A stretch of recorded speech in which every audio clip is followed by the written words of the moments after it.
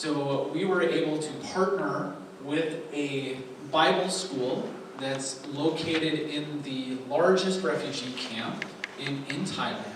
There's about 30,000 people, maybe 25,000. It kind of fluctuates all the time. But 30,000 people in a very small area. Probably much smaller than Horton, Kansas here. The school itself was originally founded in the Karen state in Burma because there was a shortage of pastors. There weren't pastors available to do baptisms, to serve communion, to do weddings. So pastors got together and said, we need to start training the next generation of Christian leaders. So they formed the school in the Karen state. Burmese came, burned it down, they had to leave and move to a different place. Built the school again, and the students came. Maybe a year or two, they were able to stay there. Burmese came again, and they burned it down. And then they were allowed by the Thai authority to build a permanent structure within the refugee camp of Mae La. And so that's where it is today. It's a Bible school. They teach 2 tracks, one in the Karen language, spelled like Karen, but it's Karen, and also in English. So as our partner will be walking alongside them, they've invited us to teach classes as we felt comfortable. We're both trained in Christian ministry at Bay Cone. Yuree, she really had a desire to work with people, so she got the little bit extra and did the Christian counseling emphasis in there. She wants to help the young women and mothers, and so as we're at the school, we'll be able to teach some classes, most likely tutoring people, as I tutored Yuree in college, specifically in math. We spent a lot of time together. Math is hard, it takes a lot of work, but during that time together we built a great relationship, a good friendship, which is the base of our marriage. And so now being able to go back to the school and teach, the students themselves will go out into the along the border and do evangelistic work, both in the Thailand side and on the Burma side in the Karen state. So we'll be able to go alongside them and help them along the way. Currently there's around 200 students that study. Pre-COVID it was maybe about 400. They were able to get to the school easier. Not just students from Mae La study at this school, it also from like Mae La U, where Yuree grew up, and there's 9 total refugee camps along that long border that you see, the yellow and the white there, the long border. Lots of refugees, and there's still refugees there. There's still people fleeing the country into Thailand.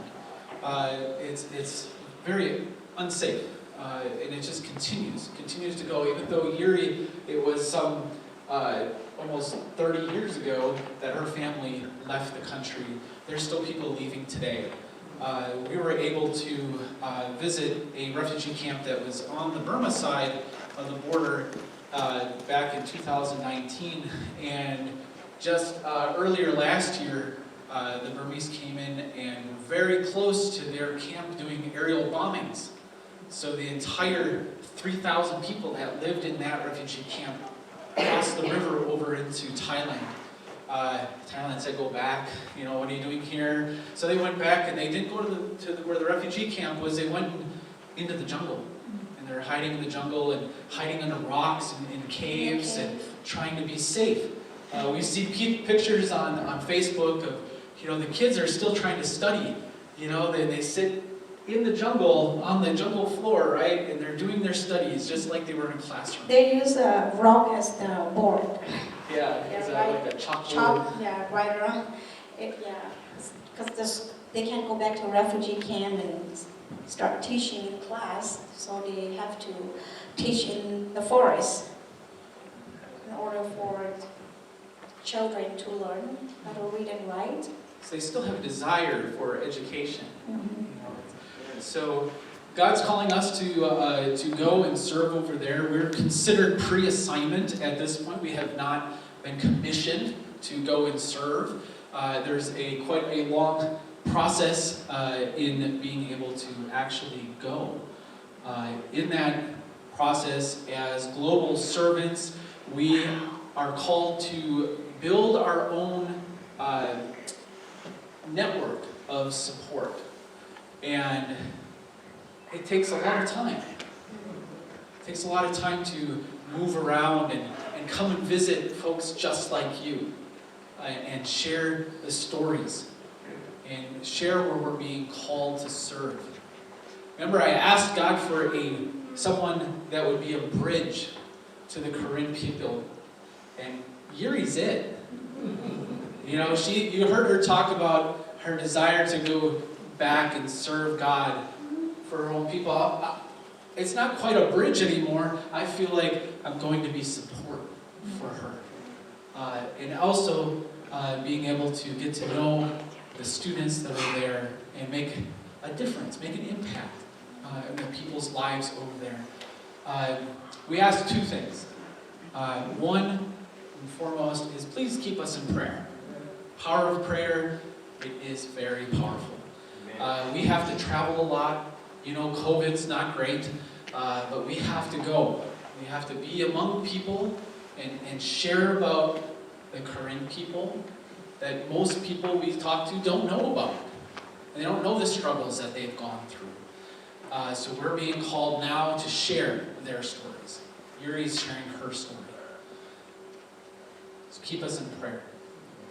Secondly, in order for us to go, it does take financial support. We are seeking individuals that prayerfully consider making an offering to God, hopefully in a monthly type fashion. A monthly donation is what gets our percentage that they post out there on the International Ministries website. That's what gets us to Thailand. We can't go until we get to 100%. And that's a monthly ongoing support. We are so thankful for folks that send one-time gifts also, because it's expensive to travel and go and go and go and go and be around. Fundraising is expensive. But please take some time to consider God calling your heart to have a ministry that you're a part of. And another part, it's on the other side of the world, but you can be a part of that ministry with us. And we can all go together. We will be back to be with you guys.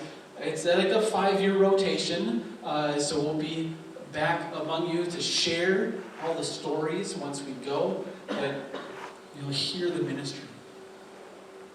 There are cards there's a table back there, I think most of you have seen. There's prayer cards with our picture on it. If you want to fill out the back side of that, you can, like a one-time donation or a check you can send. There's envelopes and that kind of thing. If you're considering, how do I sign up for a monthly support? Easiest way is there's a phone number on the back side for donor services. You can call them and tell them that you want to help support Yuree and Eric and Harper to go to Thailand and serve among the Korean people. We'll be in the back after the service.